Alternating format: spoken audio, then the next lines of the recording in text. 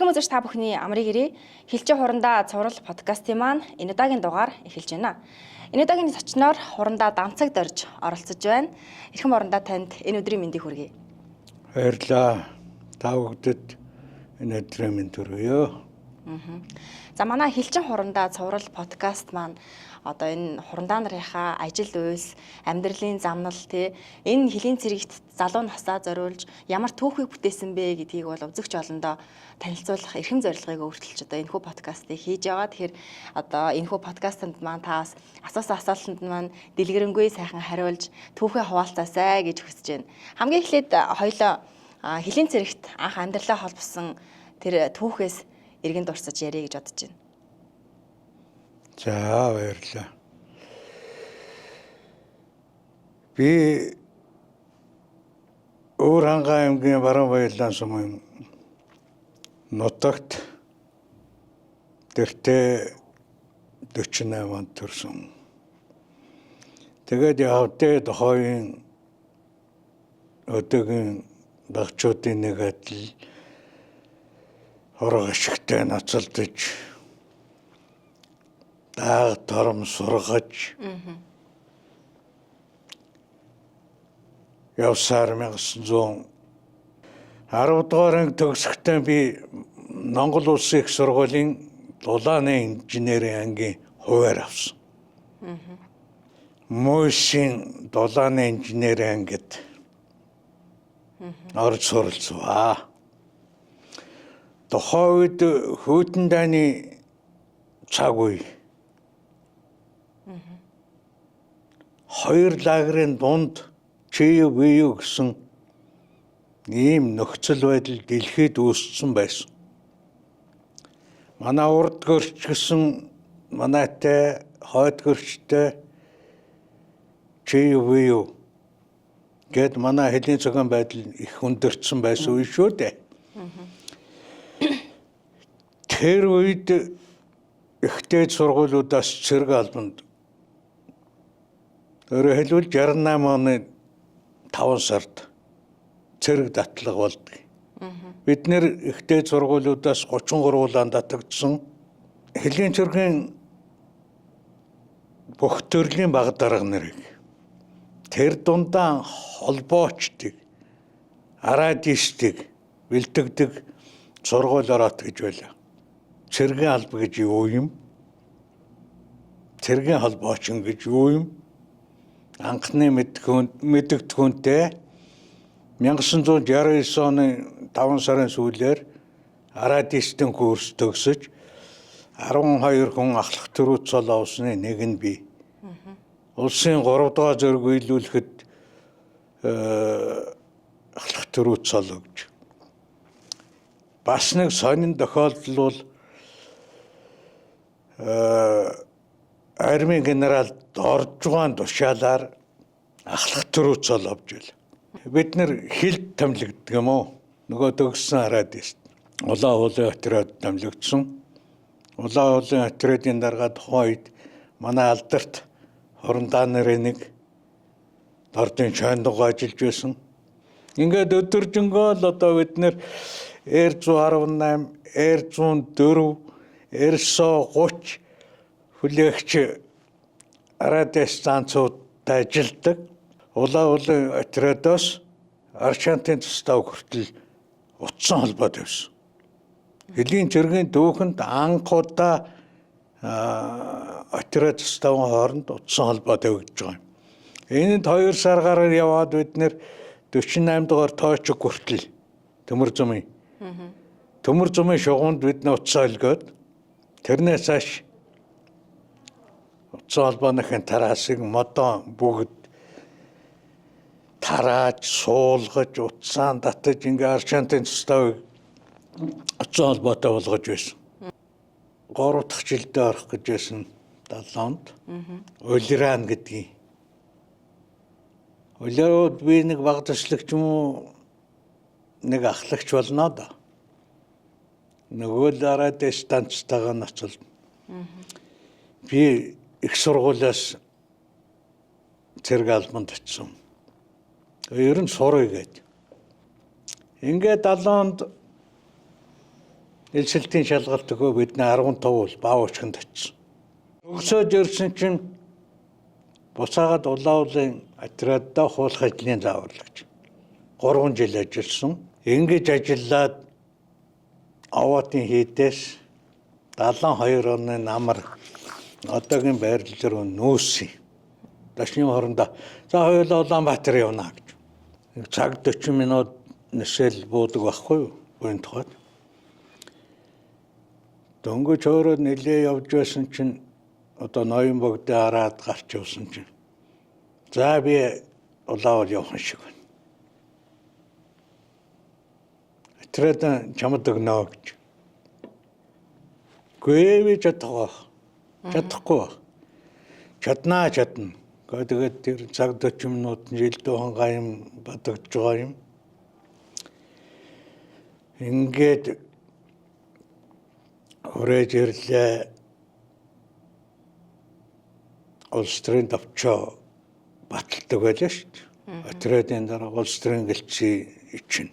Бидний хоошоо Баавчхны сургууль явахад улс төрийн актемд явахад ч улс төрийн давчаа нарийн бичгийн дарга нарын зөвлөгөөнөө орж батлагддаг байсан.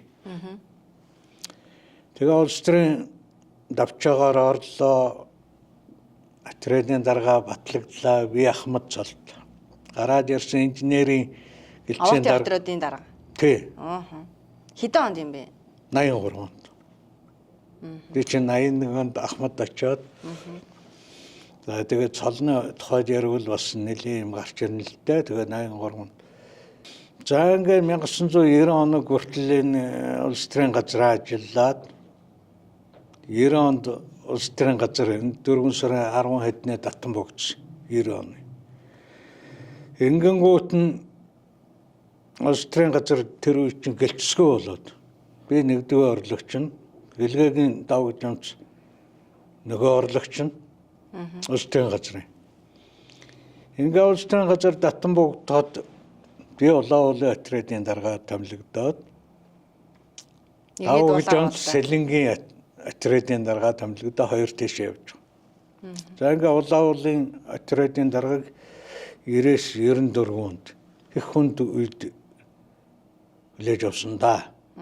Офицер ахлагч нар хаалгадаад одоо бужигнаа болчихсон. Тухайн үед одоо маневрын групптэй, холбооны орооттой, минимат зенитийн батарейтай 3 отрядын мод нүүрс буучдаг манай ангидаар анги нөгөөдийн буулгана гэж заримдаа төмөр замын таргуулд орно. Ийм улс төрийн ажилтан байхад ер нь хүнд юмыг ойлгуулах. Их орон гэж юу юм? Бахархал гэж юу юм? Их орныг хамгаалахын үндсэн гэж юу юм? Энийг ойлгуулах гэдэг байсан.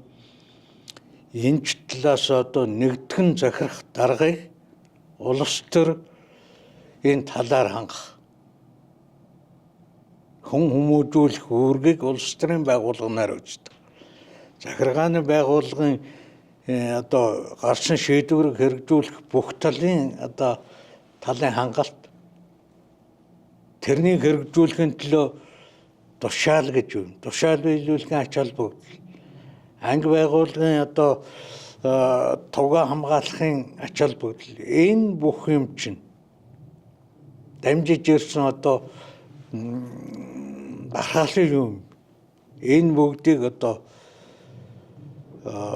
бие хөрөлдөөнд ойлгуулах, сургах ийм ажил яасан. Энэ бүхэн надад ягаад анханасаа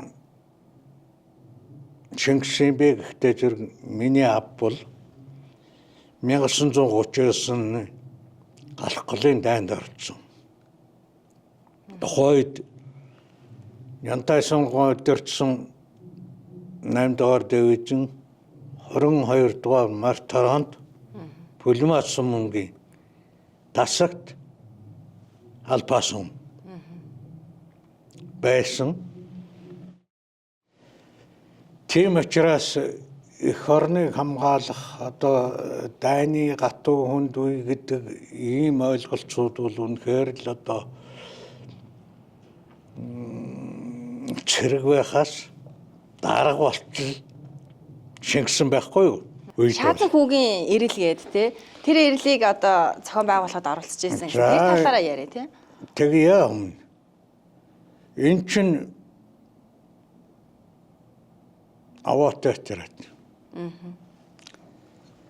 1982 83 оны шинэ жил тэмдэглэх гээл.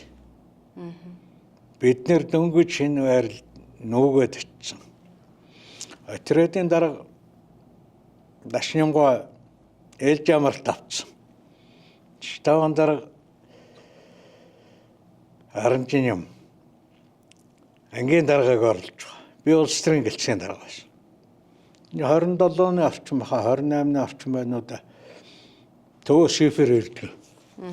Танаа участкаар дотоодоос хэлж ирчих гэж байна.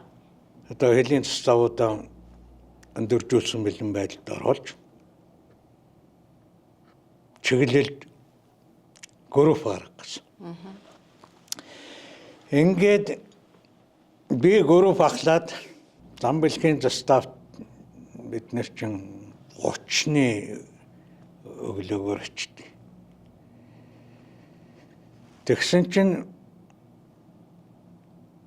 ер нь заставын ч мэдж байгаа юм л ганцхан альданы бэлтгэл сургуулийн орлогч нь орлож байдаг.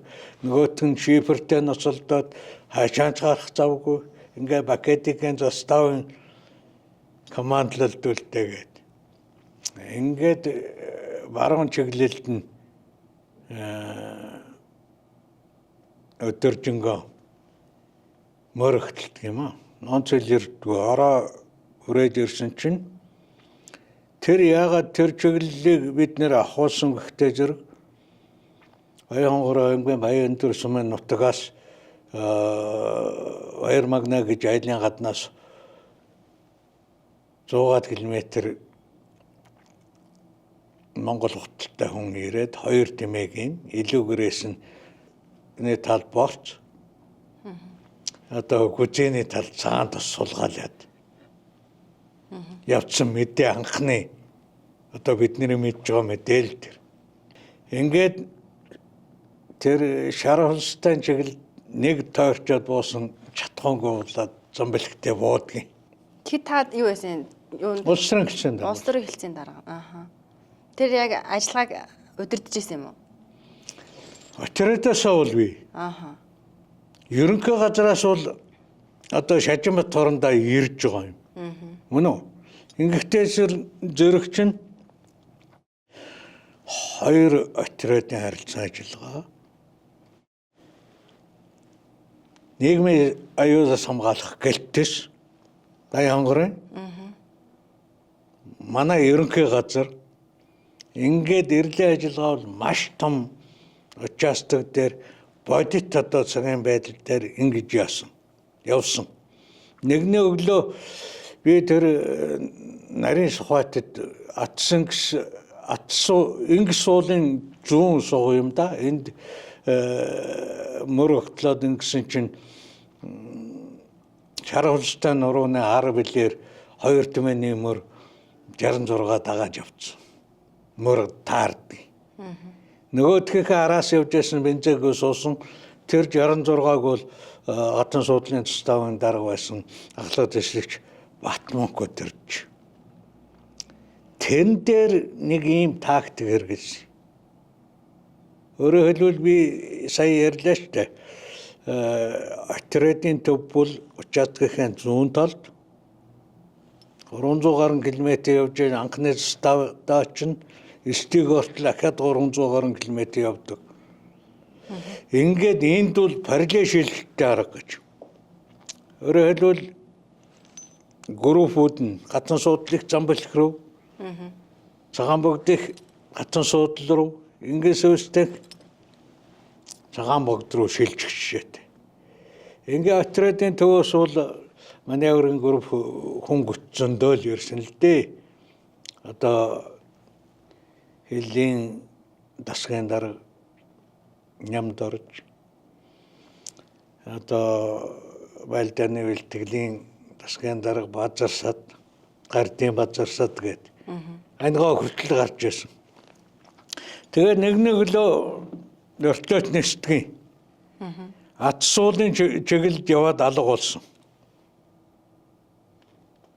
Төдөлгүй буцааж явждгийг. Би нөгөө станцаар бензингөө суулаа гэсэн.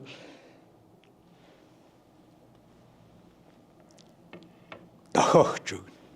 Тэгэхээр тэнд байсан сухаа шатаагаад утаа тавиад ингэсэн вертолет төдөлгүй ирээл за тэнд хошигтой бензин хаялаш өгчээд шаазан хүүг барьсан гэж одоо мэдээгээр авсан. Шаазан хүү гэж тэр оргодол этгээд бол цагаан хайрхан сум уусан.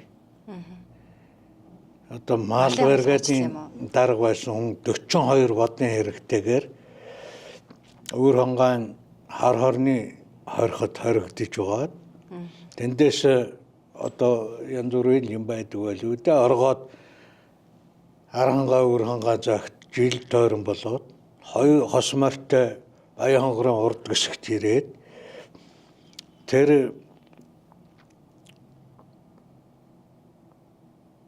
баян дөрсмэн нот 2 морь алдчаад явгараад болчихсон. Тэгээд алхаад тэр 2000 энд ирээд илүүгээрээс нь юу аваад тэгээд явж явах зандаа одоо өлснэ их вэж ядарчны их вэж гүйлгээл тэр илүүгээрээс нь майхан авсан байгаа юм. Борцгаан тасж гүйлгээл явсан. Тэгээд ер нь голцоохон гэгэ мота то шүн үдэш өглөөгөр явж байгаа л тэгээд майхан донтж байхад нь вертолетоо барьсан. Би бол яг барих ажиллагаанд оролцож чадаагүй.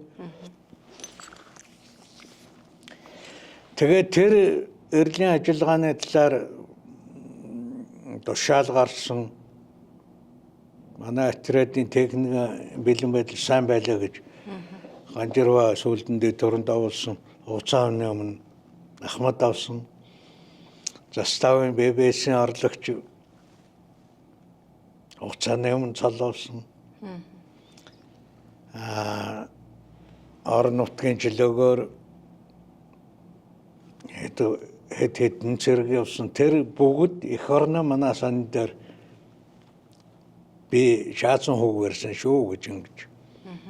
За ардын хурлын депутатаар ажиллаж Монгол улсын анхны үндсэн хуулийг баталгаад бол хилийн зэрэгээс оролцсон 5 хүний нэг бол та байсан. Тэгээд энэ одоо түүхэн үеийн тухай бас та юу гэж дурсах вэ? 1990 онд 5 сар томилогдсон. Ажлыг ахиад нөгөө Дашин хорондоогоос 12 дугаар ирээд. Хүлээж авсан миний ажлыг сөндөв хойд хорондоо цалтай хэлийн гэрчлийн даргуулууд ажил болж очив. Ажил хүлээж авчаад 10 гархан хонж байсан чинь ардын хурлын 12 дахь удаагийн сонгуулийн 5 зарлагдав. Ингэсэн отрядын хамт олон тухайд ажиллаж байсан надад нэр дэвш гэдэг байхгүй. Би очиод удааг. Тэгээд цагааны баргад өдөрлөг тухайд баргад гэж байлаа шүү дээ. Өдөрлөг болоод тэнд очиод нөгөө хөдөлмөрчтэйгөө танилцаад бас ч одоо манай хэлийн ихэн андахгүй дээ. Олон жил хэлийн албаар явсан хамбадаа гэж өгшөөч. Одоо сүүлд нь хорондоо болсон Шагжин Батард нь миний одоо итгэмжлэгдсэн хуулагч ажиллаж байсан. Тэгээд тэнд явахдаа би 3 дахь ирлээ танаас өмнө. Биэнд багдарга байсан, биэнд хуулах ажлын давралдагч 3 жил ажилласан. Орон нутгаа мэдэн зарим хөдөлмөрт надыг таньж байгаа. Би одоо отрядын дарга ирд. Хэрвээ би депутат болвол гэж ирээд л бид нар чинь одоо хөтөлбөрөөр ярина шүү дээ ингэдэг байлаа. За ингээд нэгдлийн дарга 5 жил болцсон амаргаатай их өндөр боловсролтой 2 дээд сургууль төгссөн хүн байсан. Амаргаа бол улсын залуу авраг улсын авраг гавуу өнтер гээд бид нэр дэвшээд нөгөөдөл маань нэрэн татчаад амаргаа үдээр өрсөлдсөн. Амаргаан хуулагчаар жүжигчин Бямцагт хойд Эрдэнэ сумын баг сургуульд ажиллаж байсан багш байхгүй юу? Яг моторын дуугийн гол дүрийн жүжигчин Бямцагт ажиллаж байсан. Ингээд дүнг ороход 7 сарын юунд Бямцагт над бичгийн хэрэгсэлтэй за танд баяргүй та ялд байгалаа гэж орж ирсэн. За би түрүүн хэлсэн хүнд үед батарей түлээж авсан гэж. Шилжилттэй үе. Төвлөрсөн хангалт байхгүй. Тийм ээ? Боловсон хүчин одоо халагдах нь халагдаад, дэвтүрт орох нь гараад ингээ боловсон хүчний нэлээд хүндхэн байдалд орсон. Застав хамт олныг авч явахад одоо төвшиглэх хүмүүсүүд бол заставын дарга орлогч нар ангийн одоо аж ахуй хангалт бүх юмыг яхад бол орлогч нар тэдний итгэх зүтгэл жолоод тээвэрчдийн өөхгүй хөдөлмөрөөр бүх бэрхшээл саадыг давж ер нь шилжилтийн үеийн тэр бэрхийг туулаад хасарагчагийн харанжийн морндаад ангаа хүлээлгэж өгөөд 94 онд наашаа ирээд Хэлийн цэргийн архивын дарга томилогдсон 4 цэ хүлээж авсан авиат барилгачин самдан давжтай байгаа Чадраа улын шуура миний цэрэг миний данс хөтлөгч миний фонд эрхлэгч ингээд Хэлийн цэргийн архивыг сэргээж одоо ямар хөө хүчин чадалтай ажиллаж байна. Хэлийн цэрэгт би ихэнд хэлсэн улс төрийн 2 сургууль төгссөн гэж. Тийм учраас үнэтэй ажиллах одоо арга барилын юм нам төрийн бодлого, командлын бодлого, яамны одоо шийдвэрүүдийг хөргөх ажилд захиргааны талдаа хинхин явсан мөртөө ингэж ажилдаг. Ер нь хэлчин хүн бол их орны төлөө, үнэ төлөө тэр мөртөө дарга удирдахч байна гэдэг бол дандаа хүнийхээ төлөө хүнд үйлчилдэг алба. Хүний төлөө алба байдаг байхгүй юу? Ийм албыг гашиж миний удирдлаганд генералч байсан, хурандаач олон байлаа. Одоо зарим нь өөргүйтгэж байна. Энэ бүхэн бол хэлчин хүний, дарга хүний бахархал. Өдөрж уусууд өсөж өндөгөөд ингээд их орны төлөө зүтгэж явна. Нэг ясандаа хэлчин захирагчийн хөдөлмөр хөршимээ гэж ингэж явдаг. Ийм ч зарчим манай хэлжид ажилд юм шүү гэдгийг хэлмээр. Ингээд асуусан ярьсанд баярлаа. За маш их баярлалаа. За хэлж хоорондоо подкастын маань Энедагийн дугаар хийх өндөрлөж байна. Бидний урилгыг хүлээн авч хүрэлцэн ирсэн эрхэм хоорондоо данцагт орж танд маш их баярлалаа. Танд эрүүл их аз жаргал хамгийн сайн сайхан бүхний хүсээрээ ёо. За ерөөлөө болтугай. Ярьсан баярлалаа. Баярлалаа.